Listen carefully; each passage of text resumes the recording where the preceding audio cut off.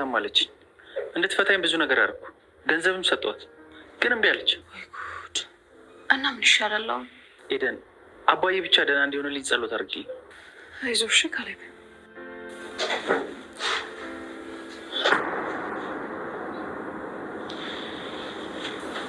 ምንድን ነው እየተካሄደ ያለው? ቆይ ዳንኤል፣ ኤደን እዚህ ቤት መምጣት አትችልም? አንተ ቆይ በጣም አላበዛውም እንዴ?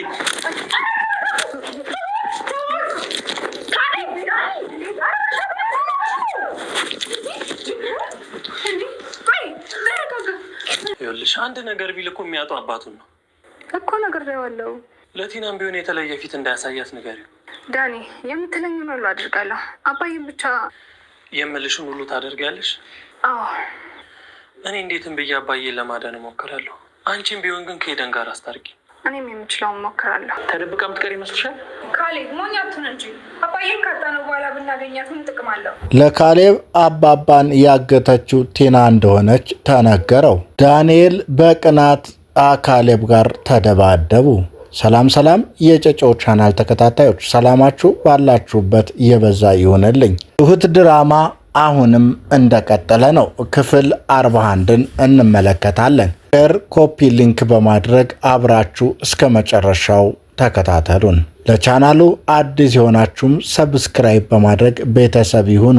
አባባ በመታገቱ ምክንያት ጠፍቷቸው ቤተሰቡ እየተጨነቀ ነው። ቲናም ምንም እንዳልተፈጠረ በማስመሰል ከካሌብ ክፍል ገብታ ለማማለል ስትሞክር እሱ እየተበሳጨባት ከክፍል ሲያስወጣትና ሲዝትባት በሽውጥም እንደሚመታት በተናገረ ጊዜ እየተናደደች ወጥታ ፈከረብኝ እኮ ብላ ለዳንኤል ስትናገር በዛን ሰዓት አምልጧት አባባ እሷ እንዳገተችው ለዳንኤል ስትነግረው ዳንኤል ደግሞ አባባን ማትረፍ እንዳለበት ምሎ መነሳቱና ስራው አሁን ተጀመረ ማለቱን እናስታውሳለን። ስለሆነም ዳንኤል ወደ ትሁት ገብቶ አባባን እንደምትጨርሰውና ከሷ እጅ እንዳለ ይነግራታል። ያን ጊዜ ትሁትም በጣም ደንግጣ ምን ማድረግ እንዳለባት መልሳ ዳንኤልን ትጠይቀዋለች። ዳንኤል ደግሞ ምንም መናገር አያስፈልግም፣ ተረጋግተሽ ካሌብን አረጋጊው፣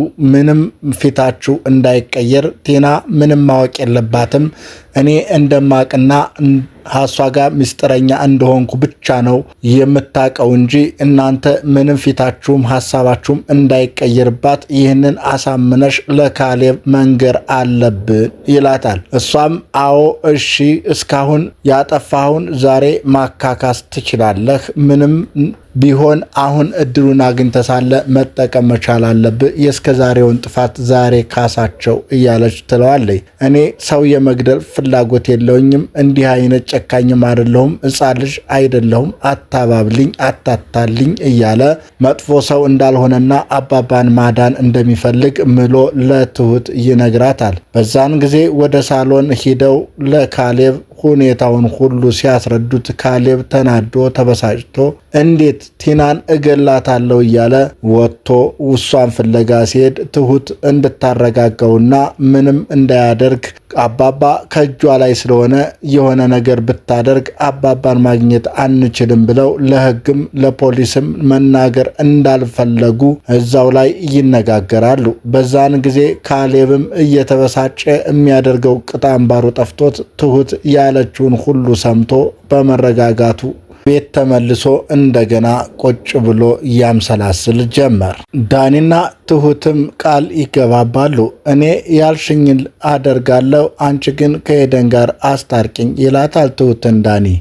እሷም እሺ አስታርቃለሁ፣ ብቻ አባዬን እንደምንም ብለህ አስመልስ እያለች ትለዋለች። ካሌብ እየተንቀለቀለ ለቲና ችግር እንዳይፈጥር የሚያጣው አባቱን ነው ንገሪው እያለ ያስጠነቅቃታል። በዚህ ቃል ተገባብተው አባዬን ለማስፈታት ከላይ ከታች እያሉ እንመለከታቸዋለን። ሩን ሰምታ ኤደንም ወደ ቤት መታ ልትጠይቃቸው ካሌብን አግኝታው ቁጭ ብለው ያወራሉ። ካሌብ እንዴት ቻልከው እያለች የተፈጠረውን ሁሉ ትጠይቀዋለች።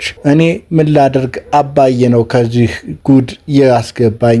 ሁሉንም አፍረጥርጠን ካወቅን ጊዜ ጀምሮ እንንገራቸውና እናስወጣቸው ብየው ነበር። ጨዋታው እንዲቀጥል የፈለገው አባዬ ነው። ምንም ቢሆን ማሳመን ነበረብህ ትለዋለች መልሳ ካሌብን። እኔ ምን ላድርግ እንድፈታት ሁሉ ጠይቂያት ገንዘብም ሁሉ ሰጥቻት አልፈታህም ብላ እምብኛ አለችኝ። አባዬ ባጎረሰ ተነከሰ ይታይሽ። አሁን አባዬ ደህና ነው ወይ ትለዋለች መልሳ።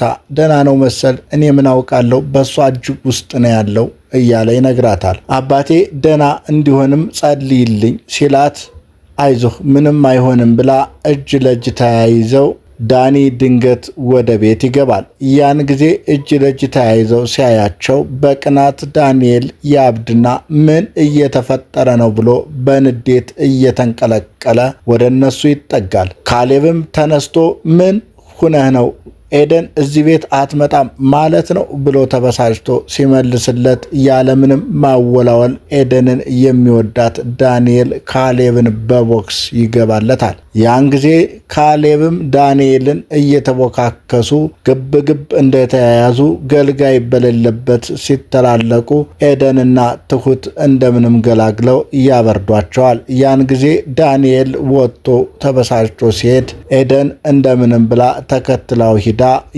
የሆነ ነገር ብላው አሳምነው ወደ ውስጥ ይመለሳል። ትሁትም ተው ተረጋጋ፣ አባትህን ማዳን ያለብህ ይመስለኛል። እኔ ዳንኤልን ባትናገረው መቻል አለብህ። የተያዘው እኮ አባዬ ነው፣ እሱ ምን የሚያጣው አለ እያለች በበሰለ አስተሳሰብ ካሌብን ደጋግማ ትመክረዋለች። እሺ በገዛ ቤቴ ደበደበኝ እኮ እንደ ሴት ቁጭ ብዬ ልመታው ወይ ይላል ካሌብም። ለአባትህ ስትል ሁሉን ነገር ማጣት አለብህ። በአንተ ቸለልተኝነትና ባለመንቃት ምክንያት እስካሁን የተፈጠረውን ታውቃለህ። አሁን ይሄ ቀላሉን ብትችል ምን ትሆናለህ ብላ ትሁትም በሰከነ መንፈስ በደንብ አድርጋ ስትነግረው አምኖ እሺ አላት።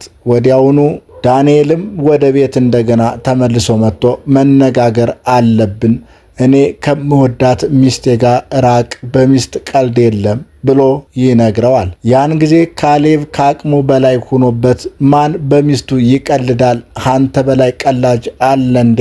በገዛ ቤቴ ከገዛ አልጋዬ ከሚስቴ ጋር የምትማግጠው አንተ ነህ ብሎ ዳንኤል ሳያውቀው የኖረውን አይታወቅብኝም ብሎ የኖረውን የሰራው ኃጢአት ለሱና ለራሱ ብቻ የሚያውቀው ትሁት ብቻ የምታውቀው መስሎት የነበረው ዳንኤል እንደዛ ሲለው በጣም ደንግጦ አንገት ቀርቅሮ በሰራው ኃጢአት አፍሮ እንመለከታቸዋለን። ካሌብም ይሄን ከነገረው በኋላ ጥሎት ወደ ውጭ ወጣ። ዳንኤል ቲናን እንዴት ነሽ ሲላት እባክህ ተወኝ ትላት። ግን የት ጠፍተሽ ነው? አንተ ራስህ የት ጠፍተህ ነው እየተባባሉ ግን አባ ደህና ነው ብሎ ይጠይቃታል። ያን ጊዜ ያን ጉዳይ እዚህ ቤት አናወራም ብዬ የለም ለምን ታወራለህ ብላ እየከለፈችው ነው ሚስጥር እንዳይወጣባት። ትሁትም በጣም ተጨንቃ አባባ እንዳትጎዳባት ቲናን መንከባከብ ፈልጋ ራት ላቅርቦ እያለች መጣች።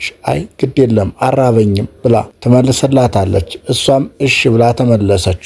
እና መቼ ነው ምን ሄደው ብሎ ዳንኤል ማከታትሎ ይጠይቃታል።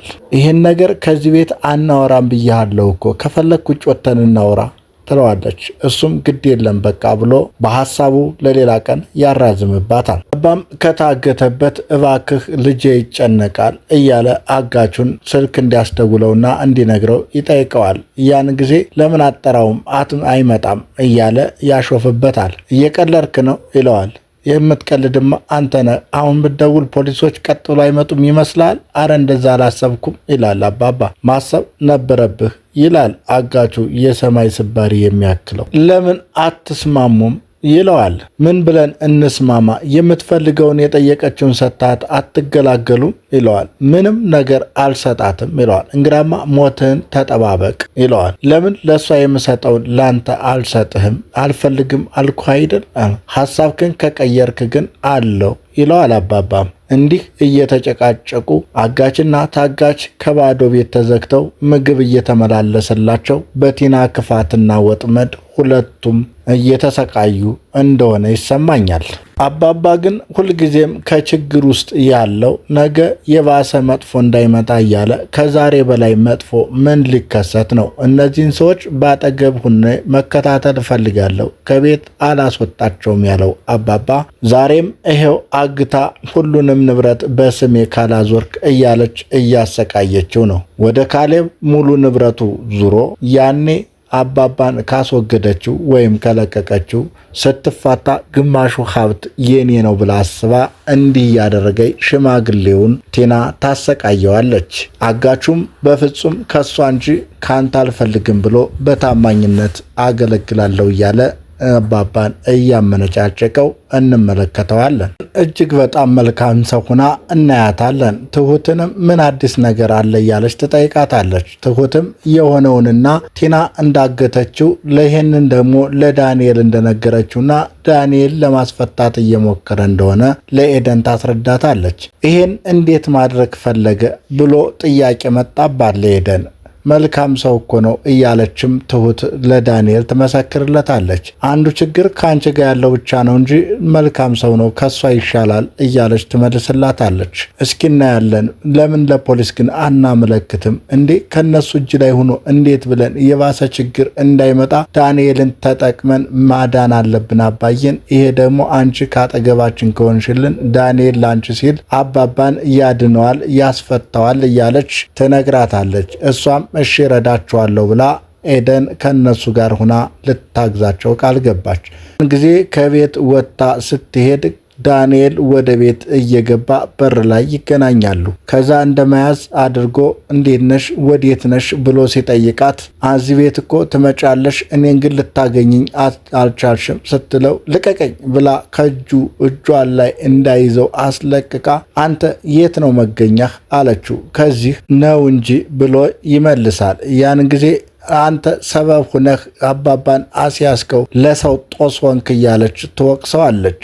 ይሄ የሚያስደስትሽ ከሆነ አባባን አስፈትቼ አሳይሻለሁ ብሎ ቃል ይገባላታል። እስኪ እናያለን አለችው። እሱም በዚህ ምሎ አባባን ሊያስፈታው ቃል እየገባ እንመለከተዋለን። በቁጭትና በልህ ቲናን ሸውዶ አባባን እንደሚያመጣው ለኤደን ቃል ስለገባላት አባባን ያተርፈው ይሆን ወይስ ሌላ ችግር ይፈጠር ይሆን? አብረን የምናየው ይሆናል። ዳንኤልም ቃል በገባው መሰረት ቲናን እየፈረፈረ እያጣራት ነው። መቼ ነው ወደ አባባ ምትሄጂው? እንዴት ታገኘዋለሽ? ይላታል። ነገ ሄዳለው፣ ቀስ በል፣ ሁሉንም ማስተካከለው ነገር ኖሮኝ ነው እያለች የምትሄድበትን ቀነ ቀጠሮ እየነገረችው ነው። በዛ ሰዓት እንደማትወስደው ስለነገረችው እሱ ከኋላ ተደብቆ ተከትሏት መሄድ የሚፈልግ መሆኑን ለትሁትም ይነግራታል። ትሁትም አንድ ነገር እንዳትሳሳት የቆምነው ፈንጂ ላይ ነን፣ አንድ ነገር ተሳስተን